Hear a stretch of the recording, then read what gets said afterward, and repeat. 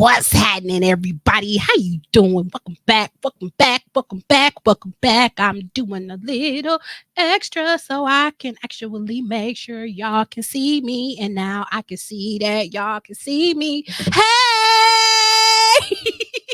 And welcome to Moment with Moesghetti, your mental health and spiritual wellness podcast. I am your hostess with the mostest, your auntie, sister, cousin, best friend, always coming with the realness. Moesghetti herself. Hey.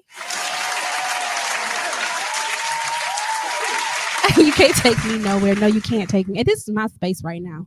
This is my house right now until we done. Anyways, hi. Welcome to the Moment with Moesghetti podcast. I am Moesghetti, and I am very glad to have you guys back. I have a very, very interesting topic for you guys today. I decided to start a series. I decided to slow down with my talking. I've decided to start a series called Reclaiming My Life. And today's episode is dedicated towards the topic of discipline. And you know, I talk a lot about being honorable to yourself and not abandoning yourself and your value system and things you want. But I often talk about how goal setting is not about running away from things, but it is about walking towards what it is that you want out of your life. And so I decided to start this series called Reclaiming My Life, for us to pull in some of the things that we do want from our lives that may have been lost along the way, or we may have never acquired in the first place. And so we're going to get into that. But first, if you're new here, hi, I'm Moesghetti. Like, comment, share, subscribe. I'm on Facebook. I'm on YouTube. Keep in contact. If you're not new here, you already know that I start off every episode with what I call the church announcements. I feel like we need like a shout track or so. I said I was gonna do a theme song, and I'm probably gonna say that for like the next year before I actually write a theme song for church announcements. But regardless, we start off with the church announcements, and these are things that are going on in my personal life or things that are going on also in my church life, and also it's an opportunity to help keep you involved with what I have going on in my life, but what we also have going on in the community and things that I'm directly connected with. So, church announcements. As I had mentioned last week, Moment with Moesghetti has a Facebook page officially. Go ahead and follow it. Go ahead and like and comment. It is a gathering place for you to keep abreast of what is happening with the show, any announcements that I may have to make, and let you know, keep up with past episodes and upcoming episodes. So please go ahead and follow the Moment with Moesghetti Facebook page, Moment with Moesghetti. Like, comment, subscribe, on all that stuff. Coming up next week, Friday. Look, y'all, I'm getting old. Okay, I have a birthday coming up, and in celebration for my birthday, I am hosting Moesghetti's Birthday Spectacular Variety Show. Oh wait, no, I should have did this. Moesghetti's Birthday Spectacular Variety Show. Yes, on Friday, May 3rd at the Paradise Social Lounge, which is located at 3413 North Dr. Martin Luther King Drive, we'll be having a variety show. So I've got some great artistic friends of mine who will be coming through. We'll have music, we'll have dancing, we'll have comedy, we'll have poetry. We're going to have a variety of things in celebration of me and my birthday. So please come on out. It is a ticketed event. You can find the tickets on Eventbrite, or you can inbox me directly and I can let you know how to get it. $10 advance ticket, $15 at the door. So you're going to want to get your tickets ASAP. It's going to be a good time. I've been in rehearsals. My leg hurt right now from doing entirely too much. You're going to want to see exactly how much I'm going to want to do. You're going to want to see this. You already know I think I'm Beyonce. Like, this is serious. This is not lip service. I have a problem, and y'all need to help me solve it. No, I'm really excited. I'm excited about having you guys come celebrate my birthday with me. I've just been I've been fooled by the number of people who said that they're excited about coming. And so I'm just excited about the whole thing happening. I'm a little tired because it's been some long weeks of prepping and coordinating, but I'm really excited for the whole thing to happen. If you were at Moesghetti's Christmas Spectacular Variety Show, you already know how I get down. I like to put on a show. So I'm really extra excited for my birthday. Again, Friday, May 3rd at the Paradise Social Lounge, 3413 North MLK Drive. And those are it for the church announcements. But I decided to add in. A new section this week called the praise report. Because I got some really look. I have some news that's so fantastic it kind of makes me want to cry. I almost don't even want to be sharing it because like sometimes it's too good to be real. And it may or may not be that big of a deal to y'all, but it's the biggest of deals to me. So if you know I've been on I work as a therapist, but I've been on a journey throughout my career to obtain my full licensure. I still practice under what's called a training license. So you get out of school, you're allowed to practice while you obtain a whole bunch of hours.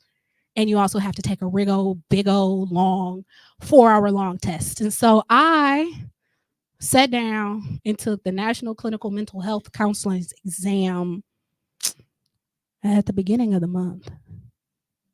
4 hours, 255 minutes. They only let me go to the bathroom for 15 in the middle. And this is a praise report section.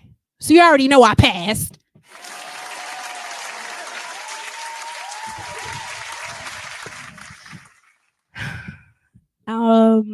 This journey through my mental health career has been a long one. It's been a long one because number one, I wasn't sure whether or not I wanted to take it this far. And number two, I don't know if I had the confidence or discipline to move forward. But I put it in my heart that if God has it for me, I'm going to go get it. And I took the next step to going to go get it. And I'm really, really proud of myself. So anybody who's clapping for me, anybody who's cheering for me, anybody who's rooting for me, we did something else. And I'm really proud of it. And it was really, really hard. So that's that for the praise report.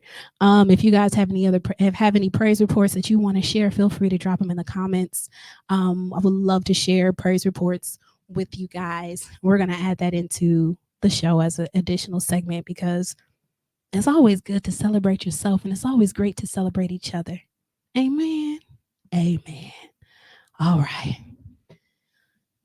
With that being said, we're going to go get on into the show. Well, into the topic for today. So the topic for today is reclaiming my life. Discipline, self-discipline.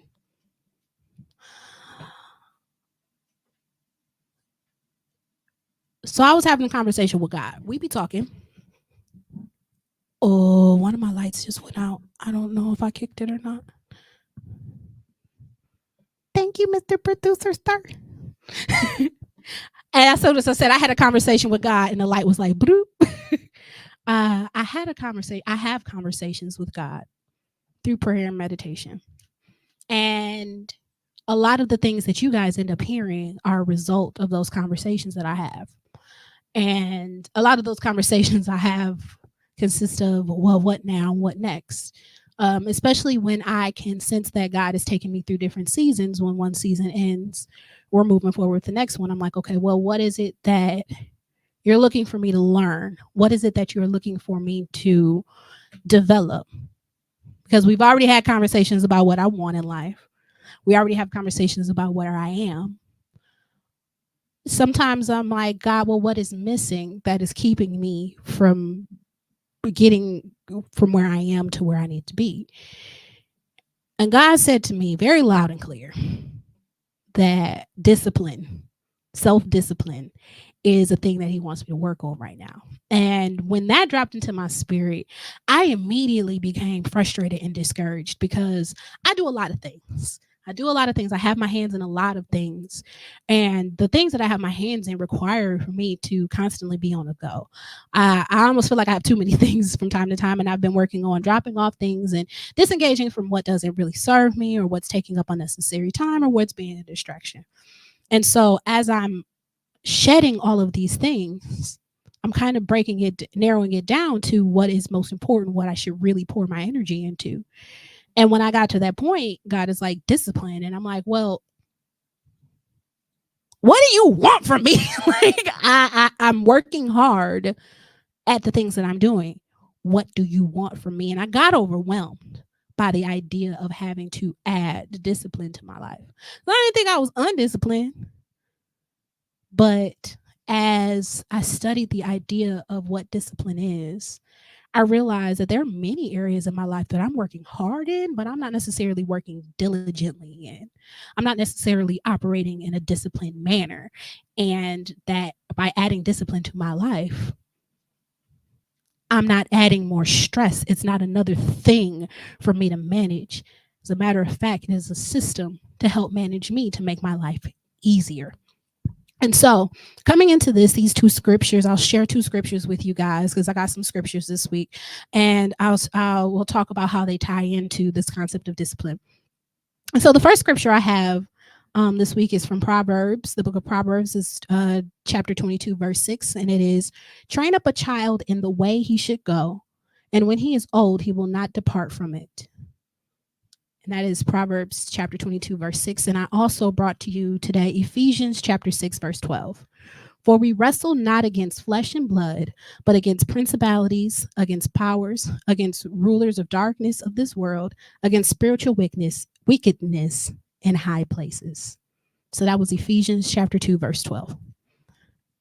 And I'll share with you guys where those fit as we go along. So I got overwhelmed initially by the idea of discipline. And y'all know how I am. I had to go in and define what is the word discipline. Because the reason why I got overwhelmed with it is that many of the times we think of discipline as punishment. Many of the times, because of the way we were raised, because of the way we were treated historically in this country, because of the environments that we come from, we think of the word discipline as punishment. We make them one and the same. You hear discipline, you hear butt whooping. And that's not necessarily the case. And so the definitions I pulled out for discipline is control gained by enforcing obedience or order.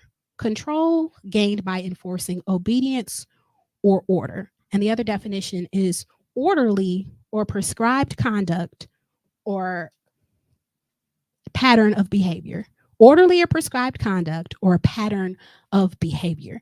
And so I wanted to lean on those just a little bit more as far as the definition of discipline, because it's not about punishing. It's not about beating you up. It's not about berating you. It's not about bringing you down when you make a misstep. It is about guiding you so that you are going in the direction that you should go. And that's why I pulled up, "Train up a child in the way he should go, and when he is old, he will not depart from it." Now, many of us use that as, take a child to church and they gonna stay at church. That is pretty much like the top connotation, the top interpretation of that scripture I see. When really, I think it's a warning. I think it's a warning shot. Train up a child in the way he should go, and when he is old, he will not depart from it. Train up your child in discipline. Train up your child in education. Train up your child in respect. Train up your child in disorderly. Train up your child in disrespect. Train up your child. However you train up your child, whatever value system you put into your children is the way that they will operate with the world. So your discipline, your self-discipline starts at home. It starts at home when you're a child. It starts at home when you're a baby. Like, did your parents try to put you on a schedule? Did they feed you at the table, or did they let you run around the house with food just in your hand? Like, what are the value systems that did they love on you? Did they hug on you? Do you communicate in your house? There are many activities and many pieces of value that are taught when you are a child. And that is the way that you will begin to operate throughout life. And so if you were brought up in a home that has lots of structure, lots of discipline, lots of guidance, lots of order, lots of rules, it's likely that you are going to adopt that value system. Now, whether or not you rebel against it because your parents were a little too harsh is a different piece of the conversation. But really, you're taught these things. And regardless of whether or not you rebel against them, if there are good systems in that value, you'll pick it back up when you get old. You won't depart too far from it. And things that are too far outside of that and too disorderly will be hard for you to attend to. And that is the same thing as if you grow up with a lack of discipline, if you grow up with a lack of order, if you grow up with a lack of structure, discipline sounds like an offense. It sounds like an attack. When you are brought up in the only form of discipline that you understand, Anybody trying to correct you becomes an attack. It's not just seen as one. It's the only way that you know how to interpret correction. And that's how we end up with people that's like, I'm grown, I do what I want. And to a certain degree, you are grown. You can do what you want. Or people who are mega overprotective of their children, you can't even tell their children anything. These my kids. I'm gonna raise them how I want to. And that's completely your right to do what you desire with your life. But when you are a person that rebels against correction, rebels against discipline, that rebels against guidance, you're missing out on opportunities for your own personal growth. And many of the reasons why we rebel against that is because discipline sounds too much like punishment when discipline is not punishment. If discipline is not punishment, then what is it? Discipline is order, discipline is structure. Discipline is a gift from yourself to yourself. Discipline makes you do things in a systematic, orderly way so that the things that you need to get accomplished in life actually get accomplished. Discipline is structure that is in place to not make your life harder, not take away things that you desire, but discipline is here to make your life easier. Because if I become disciplined and I do what I'm supposed to do now, it is available to me in the future. My future self can be happy about it. For example, if I eat good, I'll feel good. Okay. If you eat tacos and lay down, don't be surprised when you have acid reflux. Like that's 1 + 1 = 2. But also, like if I go to sleep at a regular time and I wake up, I may feel rested because I've given myself an adequate amount of rest. And so when we look at it, when somebody, because sleep issues is a thing that I see regularly in practice, from depression to anxiety to like sleep issue is just one of the things that people come in with on a regular basis. And I always ask them about their sleep hygiene. Like, what are your sleep practices? Like, do you have a bedtime? What do you do when you get up? And the reason why I look at those things and I want to see if you have any structure around your sleeping schedule in the first place. Because if you don't have any structure, if you don't have any discipline around your sleep schedule and you're not getting enough sleep, I can't help you manage that area of your life because there is no management happening at all. Discipline is management. Discipline is management. And we all know we've all had a manager at the job that we may or may not be able to stand. But sometimes they got on our nerves because they was making us do our job. Sometimes we give people the title at work. We be like, oh, they think they the boss. They think they in charge. They think they the manager because the regular manager isn't here. Sometimes they be overstepping, but a lot of the times it's just because they're trying to keep the order. They're trying to maintain some sort of discipline in the space. And so we have to treat our lives like that. We have to remind ourselves that if things stay in order now, though, our future self can be appreciative of it. If you stay on top of your chores, though you may not want to do them in the morning, you will be appreciative that they are done later on. Though you don't want to save money now, you will be appreciative when you go on your vacation that your pockets are a little heftier. Though you don't want to give up the sugar and the candy and the bread, you will be appreciative when your diabetic numbers are in the range in which they need to be. I ain't got no diabetes, so I don't know what the sugars are supposed to be, but I know you ain't supposed to eat the sugars when you got the sugars. But many of us are running into different complications in life and we're trying to pray ourselves out of it and we're trying to work ourselves out of it and we're trying to grind harder and we're trying to go tougher. But what we really need is more discipline around the things that we are actually doing. What we need is more structure around what we already have. What we need is to steward what is available to us a little bit better and not give in to the temptations of our flesh, but really yield to the things that we need to do in order to have the things that we want to have later on. Discipline is about doing what is necessary now so that it can be advantageous to you in the future, so that your life can run smoother in the future. I know it's Sunday, y'all don't want to do your laundry, but you got to do it so you have drawers all week. Because as mad as you're going to be about having to go and do your laundry right now today, you're going to be way madder on Wednesday when you don't have time and you don't have drawers. Discipline is a gift from yourself to yourself. It is what you can do for yourself now that will benefit you later on. it is structure, it is management. And it's not always about doing more. Sometimes it's about telling yourself no and doing less. Sometimes you don't need to go out, you need to rest. Sometimes you don't have to keep working, you need to stop and eat. Sometimes you don't have to keep grinding, you need to recuperate so that you can be more functional later on. It's not about taking all the bad things away from you. I mean, all the good things away from you. Sometimes it's about taking the bad things away from you too. Discipline, structure for a better you.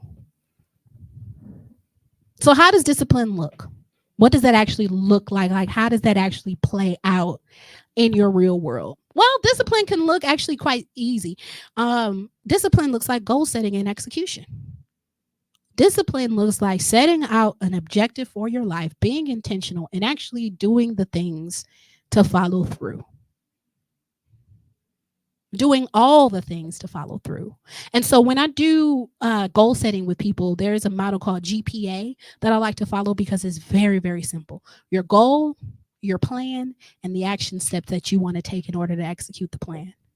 So my goal might be I want to lose 20 pounds. My plan might be I want to go to the gym 3 times a week. I want to eat a vegetarian diet. I want to eat in a calorie deficit. Okay. So if we're going to do that, then the action steps need to be knowing where my gym shoes are, making sure my gym membership is up to date, grocery shopping for XYZ meals that I want to eat so that I set myself up for success. Discipline looks like actually following the actions that you said you were going to take in order to do the goal that you want to do. Now, you will meet physical and spiritual opposition when you do goal setting, when you try to be disciplined, when you want to move forward. And that takes me back to the scripture in Ephesians. We wrestle not against flesh and blood, but against principalities, against powers, against rulers of darkness of this world, and against spiritual wickedness in high places. Don't you think it's funny how, whenever you set out to do well in life, whenever you are motivated to move forward, whenever you like to grow, whenever you ready to get your stuff together, your life together, stuff always happens. Life always falls apart. Naysayers seem to come out of the woodwork. Well, when I would do good, evil is all around. When you set out to do well, when you set your intentions and you put that into the universe, so you tell that to God, and this is what you want to do, the spirits, the principalities, the wickedness, they hear it too. And if this is something in God's will that is going to make you shine bright, everything that wants you to go against God's will do its level best to stop you. And this is where discipline comes in, because your emotions will sway with the way that these powers, with the way the darkness will want to take you. Your emotions will sway when it gets hard. Your emotions will sway and you won't want to do things. But discipline will tell you, all right, these are the actions that we said we were going to take. And we're going to go about reasonable ways in order to take them. Plain and simple. We're going to do it even though we don't want to. We're going to do it even though we're tired.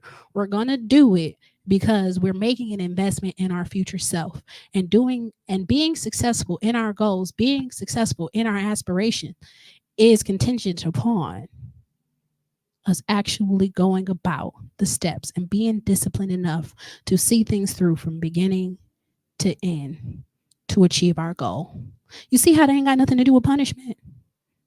And it feels like punishment because when we were kids, it's bedtime, feels like the end of the world. But its bedtime was never meant to put you on punishment for the night. It was meant to put you in position to have a successful day the next day. Doing the action steps behind the things that we aspire out of our lives is not meant to inconvenience you. It is not meant to irritate you. It's not meant to take you away from all the fun of life. It is meant to put you in position to possess the things that you desire, the things that you're of your heart. But when we are undisciplined, when we just allow the world and the day to take us by the hand and turn us every way but loose, and we allow the excuses to stop us versus seeing them as barriers that are temporary and that we can navigate, We, oh, they're having a party upstairs. When we see all of that, we lose sight of our discipline. We lose sight of our goal when we allow the world to take us around. But if we keep sight of it, if we keep sight of our actions, even though it is difficult to execute them, even though we have things seen and unseen trying to stop us, if you keep on top of the task, if you keep on top of your discipline, if you keep diligent and move forward, you will reap the benefits. You will reap what you sow. If you do, you will get. If you don't, you will not. Discipline. If I don't work my fields, I will not grow my crops. Discipline. If I work my fields, I'll probably have a crop. Discipline. And them crops don't care if you tired, don't care if you sad. And so discipline is about moving around the barriers and keeping to the task, not in a way to punish you, not in a way to restrict you, not in a way to keep you from having fun, but in a way to make sure that what it is that you said you want out of your life, that you're actually able to get. In a way that says that your intentions are set, you can actually have them. I know I got some people out there that love to manifest. Some of your manifestations are not coming true because you're not disciplined enough to bring it to you. The path is right there and you're not walking it. Because it might seem big, it might seem difficult, but it really requires one action step at a time to break it down to move forward.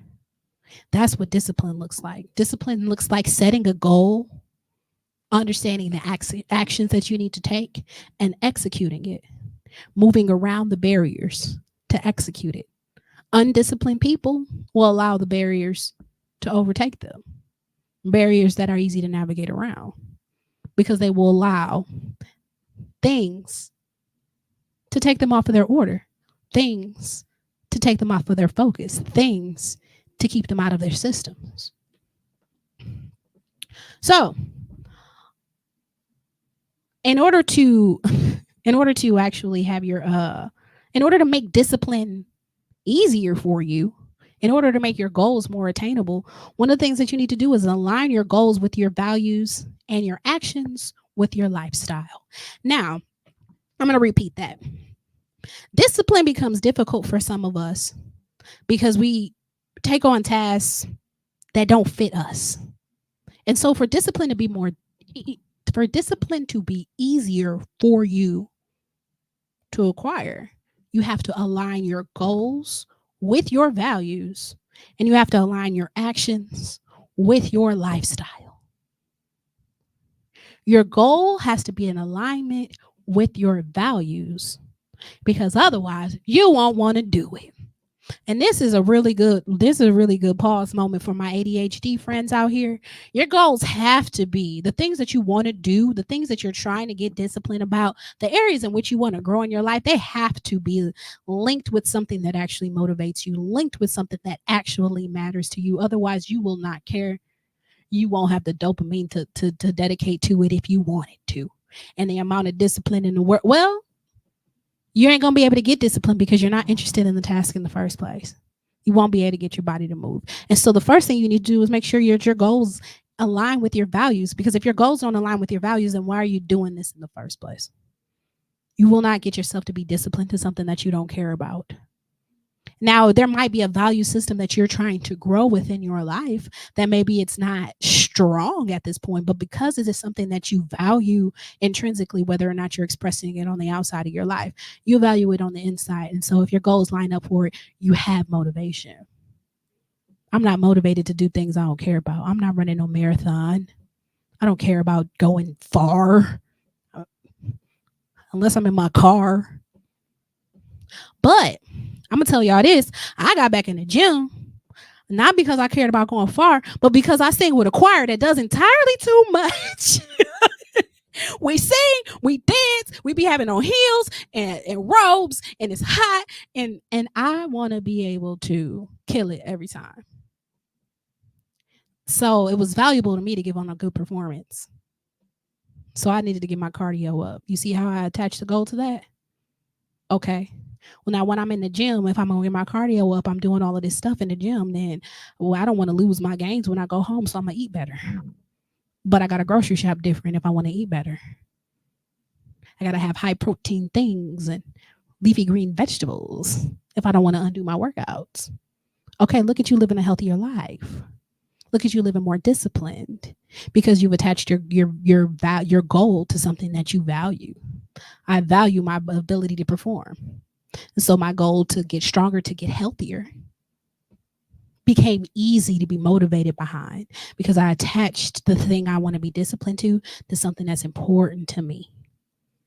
And then your actions have to fit your lifestyle. No matter how much we like a thing, no matter how much we value a thing, no matter how much we want to execute a thing, if it is not realistic for our lifestyle, we can't discipline ourselves into something that doesn't fit our current system. We can't discipline ourselves into, so this is how you end up punishing yourself instead of disciplining yourself. Discipline is not about torture. Discipline is not about beating yourself up or forcing yourself. Discipline is about structuring your life where the things that you want can fit. Hey, cousin Emily, she will pop in here when I'm talking about being fit. Follow Emily. She's a fitness coach and she's really fantastic. She had me throwing around a kettlebell and it made me strong. I dig it. But your actions have to fit your lifestyle. Your actions have to fit your lifestyle. Your actions have to fit your lifestyle. Your actions have to fit your lifestyle. If you are trying to become disciplined, let's say like you're trying to become disciplined in your eating, and you would like to eat vegetarian or you would like to eat vegan, and all you ever do is go get a meat deal from the fast and friendly for Milwaukee people, you know what I'm talking about. If that's all you ever do, then you're not going to set yourself up for success. No, you got to go shopping. You got to go get the vegetables. You have to know what recipes you want to make. You got to make things. If you know all you eat is TV dinners, then don't set yourself up for trying to make elaborate meals every single night. No, go get you some vegetarian TV dinners. Like, make your actions fit your lifestyle, because no matter how much you want to do it, you won't do it. Putting things into your life that doesn't actually fit your life is setting yourself up for failure instead of setting yourself up for success. And like I said, discipline is supposed to be a gift to your future self. Now, that doesn't mean that you can't change. You should absolutely change, but make sure those changes fit your lifestyle and they become sustainable. Otherwise, if they don't fit your lifestyle and they're not sustainable, you will not do them. And then you'll end up beating yourself up because of your lack of discipline. Well, maybe you're not undisciplined. Maybe the thing that you're trying to discipline yourself to doesn't have a structure in which fits your life. Thus, you are not disciplining yourself. You are not making this a part of your life. You're not incorporating it. You're giving yourself another chore. And you're not going to be able to chore yourself into success. I mean, maybe you can, but you're going to be tired and resentful of it at the end. And the sustainability factor goes way down.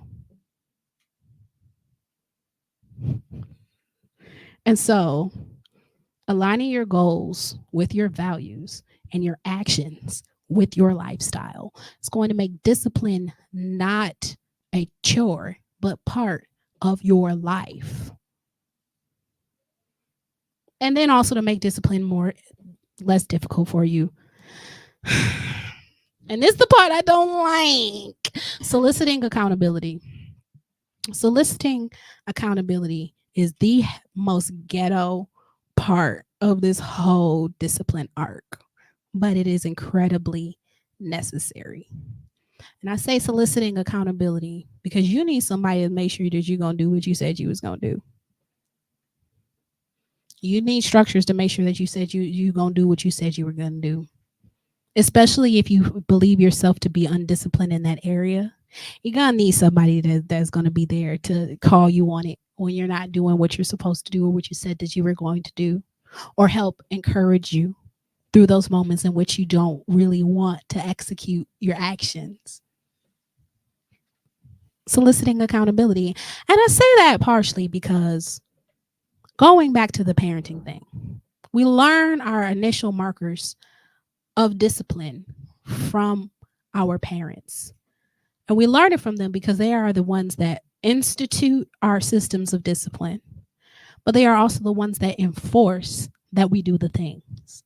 And when we have that external motivation. Well, yeah, you're not going to want to get yelled at by your parents when they get home from work. So you're going to do what they said do. But when you are on your own, when you grown and can't nobody tell you what to do in your own house, you don't have parents that are going to come home at 5 o'clock and yell because the dishes are not done and the meat ain't out the freezer. You're the parent to yell when you come home at 5 o'clock, the dishes ain't done and the meat ain't out the freezer. So who's going to hold you accountable? Well, some things you're going to have the motivation within yourself because you're only going to shoot yourself in your own foot if you don't do them. Again, discipline is a gift from your current self to your future self. So if you didn't do the dishes before you went to bed or before you left the house and they still sitting there when you get home, you can't yell at nobody but you. That's internal accountability. But for things that are a little bit bigger than that, for things that you know you need somebody to stay on your neck about, for things you know you don't trust yourself to see yourself through, sometimes you got to call on a friend. Shoot, sometimes you got to tell the internet. Sometimes you got to talk to your counselor if you got a therapist. Sometimes you need to talk to your partner or your bestie or somebody who you know is going to ask about it. Somebody who you know is going to ask about you. Or maybe you need to have a public goal. Like I have a friend who is currently, actually I have a couple of friends who are currently training for bodybuilding competitions. I don't know what's going on. Like half of the people I know is pregnant, the other half is training for bodybuilding.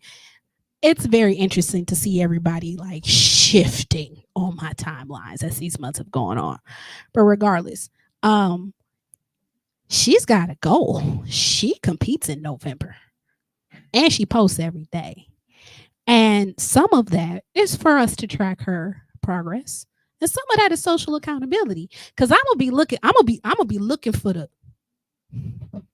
how that be.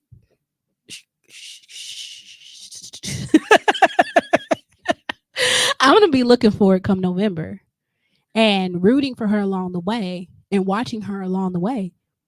I know it's motivating because it's like, all right, when it's 5 o'clock in the morning or 5 o'clock in the evening and it's time to work out and you working out every single day and you know people are watching, it might be like, all right, let me go on and get these pictures in. Let me go and get this workout in. Because my friends gonna be asking about it. My followers gonna be looking for it. And Lord knows I don't want to do it right now. But I'm gonna do it because I have this external piece of accountability to help motivate me, to help push me along, to help give me a little bit of a go when I'm feeling like I want to stop.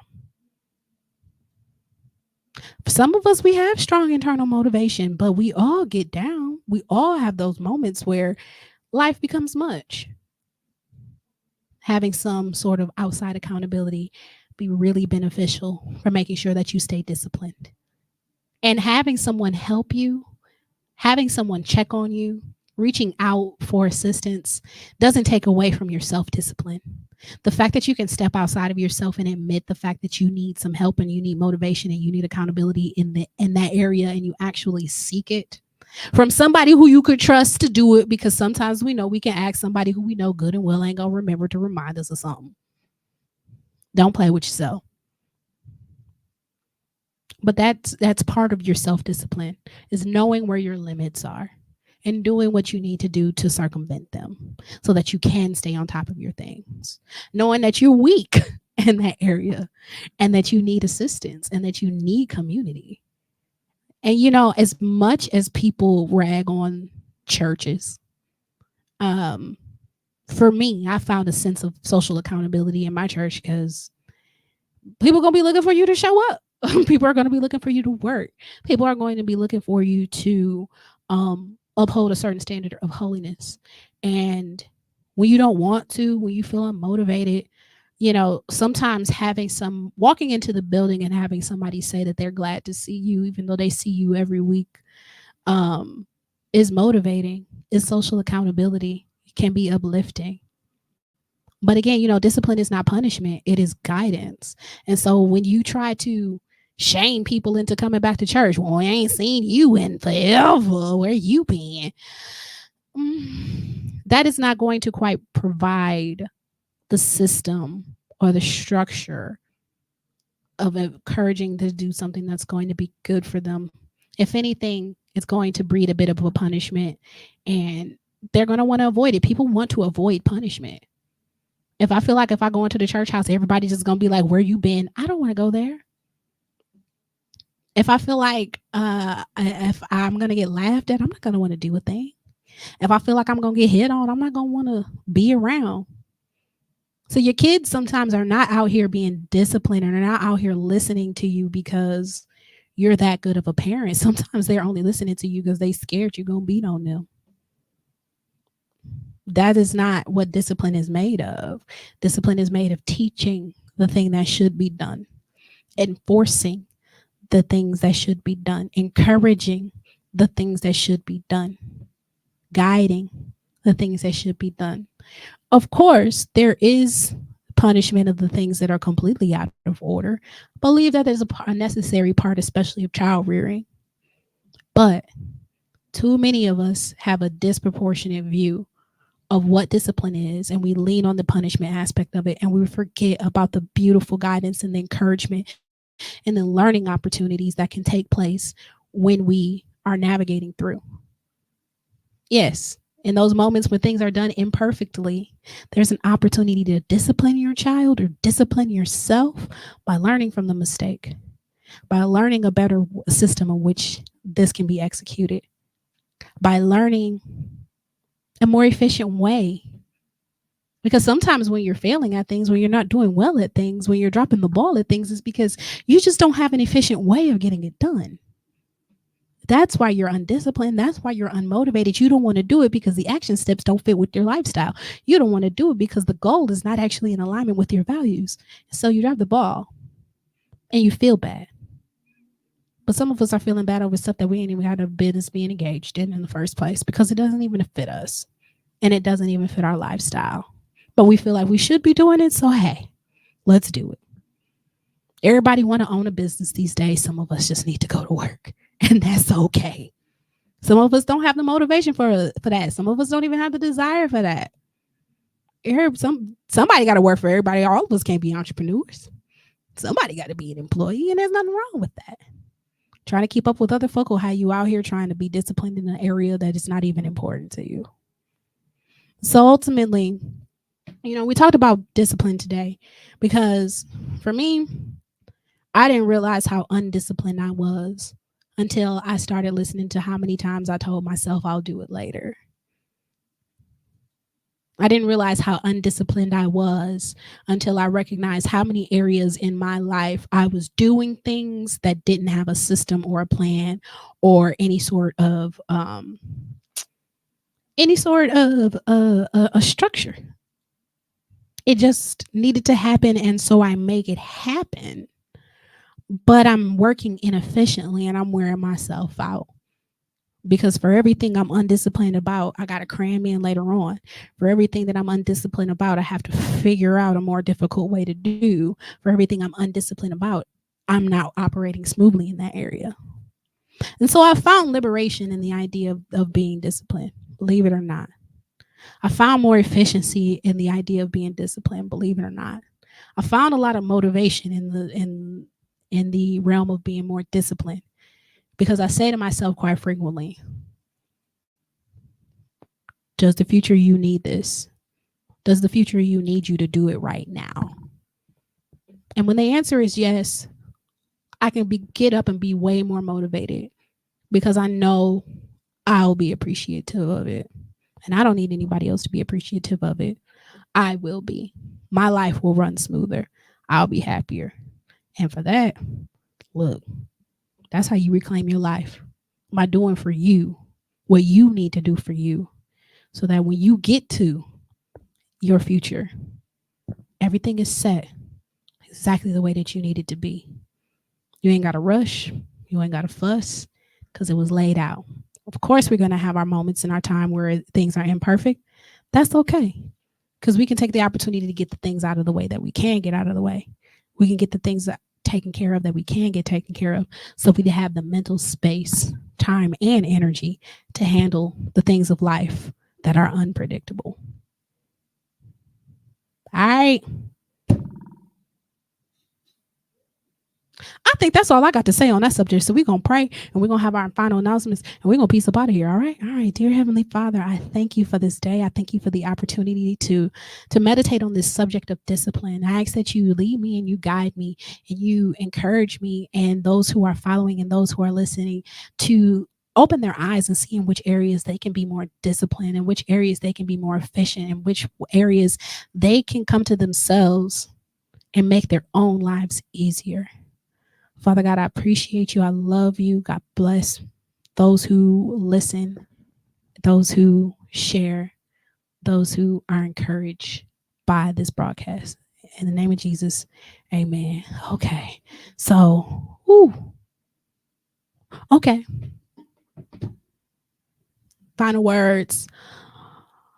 Um, this is my last live episode as a 35-year-old. When y'all see me live next time, it will be. I don't think I'm coming in on the first May, the first Sunday in May, like I'm supposed to, because that's my actual birthday. So I think I might take the week off. I'll let y'all know. But regardless of whether or not I take that week off, this is my last live episode as a 35-year-old. And I came into this year feeling and knowing that this was going to be one of the best years of my life. And it has absolutely been one of the best years of my life. If you've been watching along the way, I've done a lot of traveling, I've done a lot of growing, I've done a lot of shifting and relearning me and how to love myself and how to create boundaries and how to be more bold. Like, there's so many things that have changed with me in the last year. I look at my intro, I look at, where is that? This girl right here, who's approximately, yeah, she's about a year old exactly. And I just feel like she's a completely different person than I am.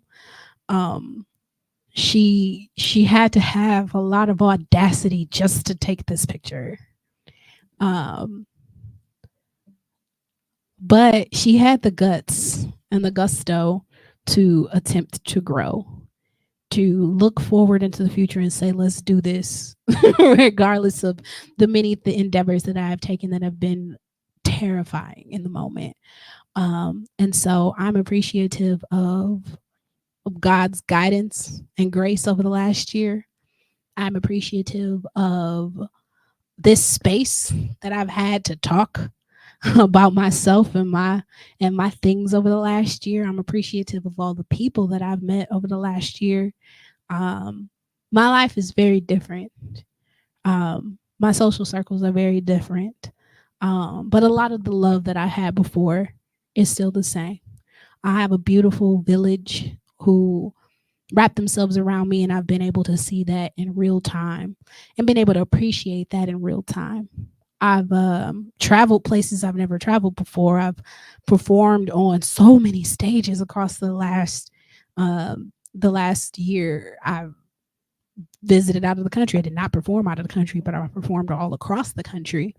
I've had an opportunity to meet several different uh, uh, like gospel stars or perform with or for them over the last year. It has really been a riveting experience. And so I'm looking forward to 36. I don't know if it's going to be quite as eventful in the same way as 35. I feel like it's going to be a year of a lot of work, but good work. Work that is going to really be lucrative and beautiful for me in the years to come. So I'm excited about that. I'm excited about where my newfound levels of discipline are going to take me. And I'm excited. I'm not excited to say that I'm 36. I think that year is it's lame, but whatever. Maybe I'll say 35 again. I'll say 35 till I'm 40. I don't have a problem with aging. I don't know. Some years sound cooler than others. But regardless, I appreciate you guys spending time with me.